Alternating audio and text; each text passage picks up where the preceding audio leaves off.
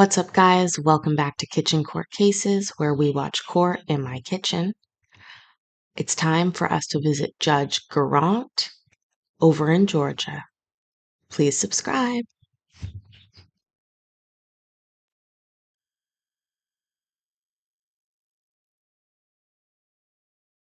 To Miss Baxter. Okay. Miss Baxter, are you there? Yes. Okay. All right, Miss Baxter. So it's my understanding, Mr. Hodges and Mr. Hodges and Miss Baxter, that that you were not able to reach an agreement. Is that correct? That's right, Your Honor. Okay. So this is a one of two things can happen. Okay. So it looks, I did see your counterclaim, Miss Baxter. It does look like it is pretty extensive. And so is essentially, were you all not able to agree on a monetary amount? Like what was the sticking point, I guess, is what I'm asking. Well, if these agreements in this phase of the process is two-part, the move-out date and the amount, we were able to reach neither agreement on neither of those points. Okay. All right. So what I'm going to do, what is the monthly rent on this property? $11.50. $11.50, and that is also it's also the same for Miss Mordecai. Is that correct? I think based on the pleadings. That's correct. That's correct. Yep. Okay, Miss Mordecai, I'm coming. I didn't want to jump the line, but I just, okay. It's the same property. That looks like I did look at the pleadings. It looks like it is $11.50. All right. So Miss Baxter, I am going to go ahead and reset this case for a in-person hearing. Okay. I'm going to, as part of that, however, I am going to have to issue what is called an order to pay rent into court while the case is pending. Okay. Based on the severity of the counterclaim that you issued, I'm only going to order you to pay the monthly rent into court.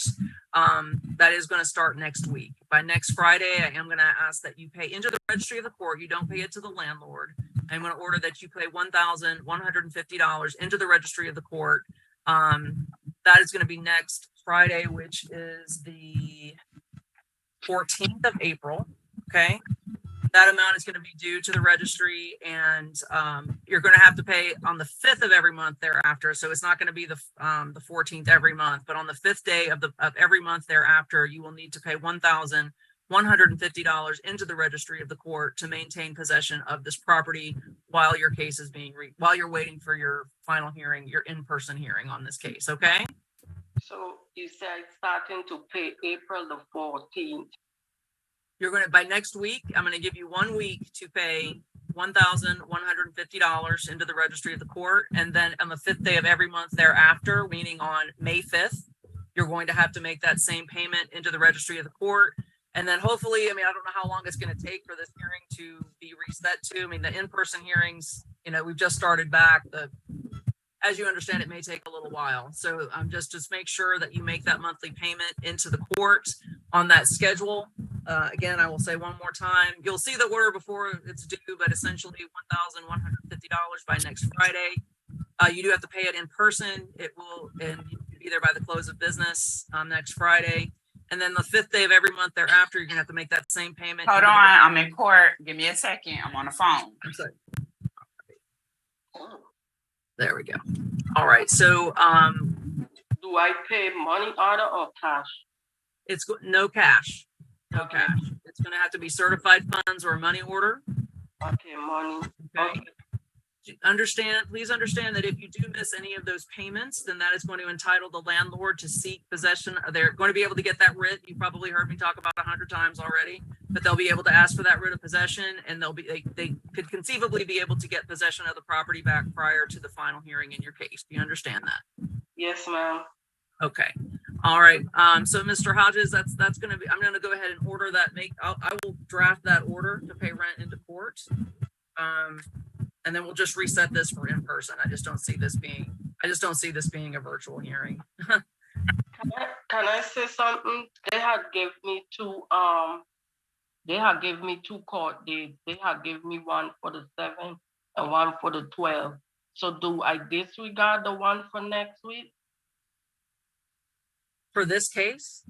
Yeah, they say I had 2 case number.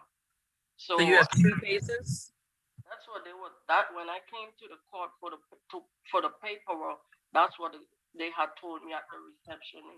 Miss Rasul, would you mind looking up Miss Baxter and see if there are any other open cases? If that's the case, we're going to need to either Mr. Hodges needs to dismiss one of them, or if it's about the same property. Yeah. All right. I mean, Miss Baxter, then I'm going to let you. I want you to hang tight because we're going to check into those other cases just to see. Okay. Okay. Thank you. All right. Report.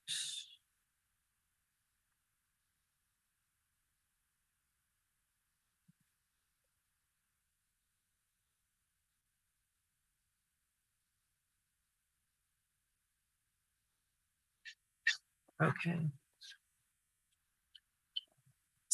The note. All right, Miss Mordecai. Okay, Miss Mordecai, I did see your counterclaim was just, it looked like it was just $1,000. Is that correct? Or is there something else? Did I miss something? Is like personal property? Yes. So I actually I posted, well, I sent you guys the evidence, that I had on my behalf. He said something about a hearing. I really don't understand. But if I can take, the pan through the court, if I can do that until my TLAC is, filed and, approved, I can go ahead and do that as well. Because I actually offered them. I'm sorry, the connection went bad. I couldn't hear you.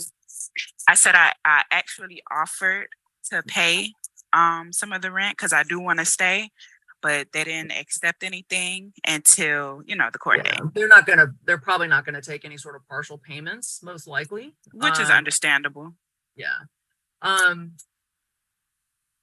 guess I could ask you this. I mean, yeah. So this is just pictures for personal property damage that you just want some credit again. Mr. Hodges, is there some like are there landlord not willing to give her some credit on that, or were you able to talk to them about it? Because it doesn't seem like that may not be like a huge issue to have to deal with. Miss Baxter's is a very complicated counterclaim, but this one does not seem particularly complicated. There's no information that the office has received about any damage.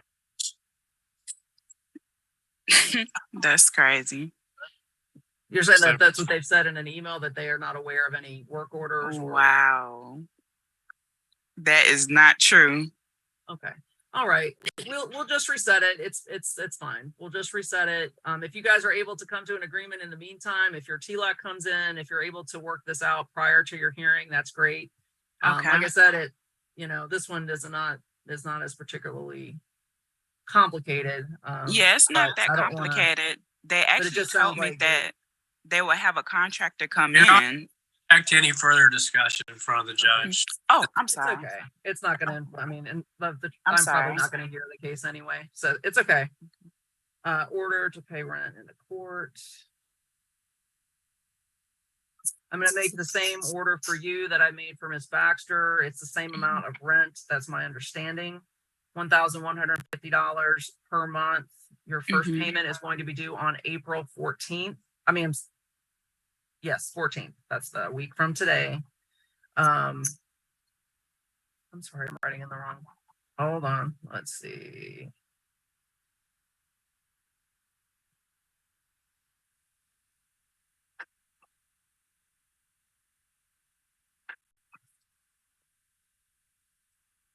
$50. First payment due on the 14th. And then that same payment will be due on the 5th day of every month thereafter. Yes.